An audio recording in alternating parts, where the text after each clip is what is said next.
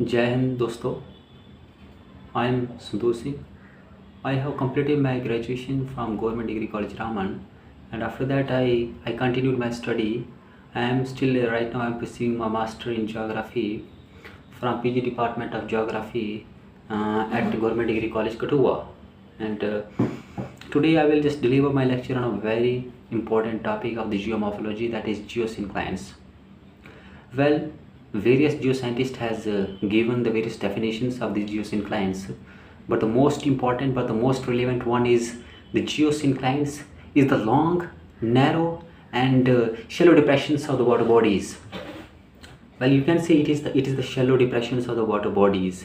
It is the depressions made by water bodies, and that leads to the formations of the mountains. Well, it's very important to understand the concept of the geosynclines just for understanding the concepts of the mountain buildings. And well, this concept was given by James Hall and Dana.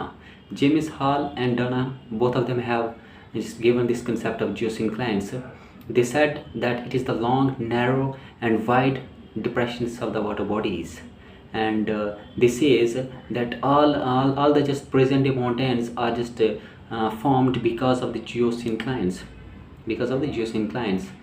They said that in the past period, when the geosynclines, I mean moving water bodies, the zones of the moving water bodies get its sedimentations from the rigid masses, from the two rigid masses bordered by these geosynclines. They just get the sedimentations from these two rigid masses, and after that the formations of the mountain was started. After that the folded ranges was started according to them, according to James Hall and Dana. While Dana also contributed a lot, Dana also just elaborated his concepts, and he said that all the mountain sedimentary rocks are just found because of the marine origins. They said that there is a close relationship between these sedimentary rock of the folded mountains and the geosynclines, and the oceans are the marines. They have given many ample evidences for proving this very good. And after that the concept was developed by E. Hogg. Well, the concept was given by James Hall and Dana, but E. Hogg has contributed a lot for developing these concepts. He said that geosynclines leads to the formations of the present day mountains. Just keep in mind, उसने कहा है कि geosynclines की वजह से ही आज के जो बड़े बड़े फोल्डेड माउंटेन्स हैं वो बने हैं। अकॉर्डिंग टू हिम, उसके तहत देखा जाए, आज का जो हिमालय है, आजकल का जो यूराल माउंटेन है, आजकल के जो रॉकीज़ हैं, आजकल के जो एंड्स हैं, ये सभी और सभी जियोसिंक्लाइंस से बने हैं।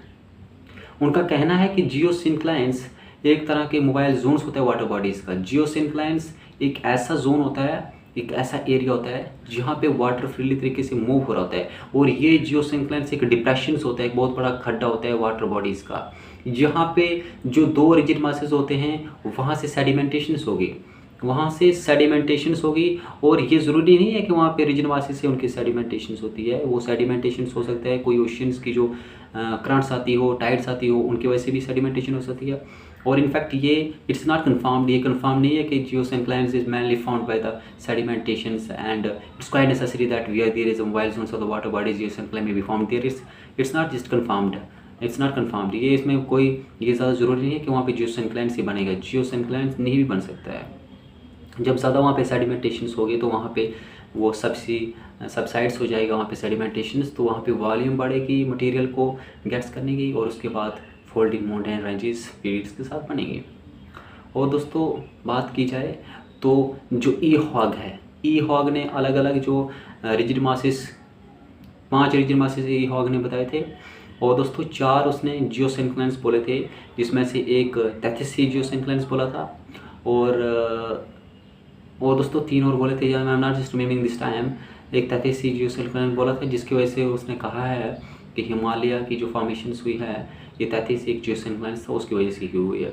और दोस्तों रॉकीज एंड्स के बारे में भी उन्होंने बहुत सारा कुछ बोला था, लेकिन उसकी जो थ्योरी है वो कुछ क्रिटिसिज्म से सफ़र हुई है according to many geoscientist, कि उसके तहत जो उसने रिजिड मासेस बोले थे, जो जियोसिंक्लाइंस बोले थे, वो रिजिड मासेस जो उसने बोले थे, वो माउंटेन्स जो अराइज हुए थे वो कहाँ गायब हुए।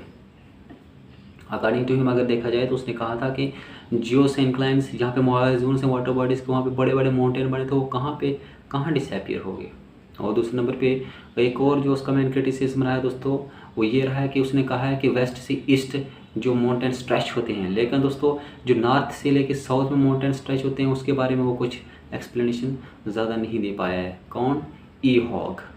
इसी तरीके से उसकी जो थ्योरी है वो क्रिटिसाइज़ की है बहुत सारे जियोमॉर्फोलॉजिस्ट और जियो साइंटिस्ट के द्वारा। This was the main important topic that I had to told you and I just told you this one.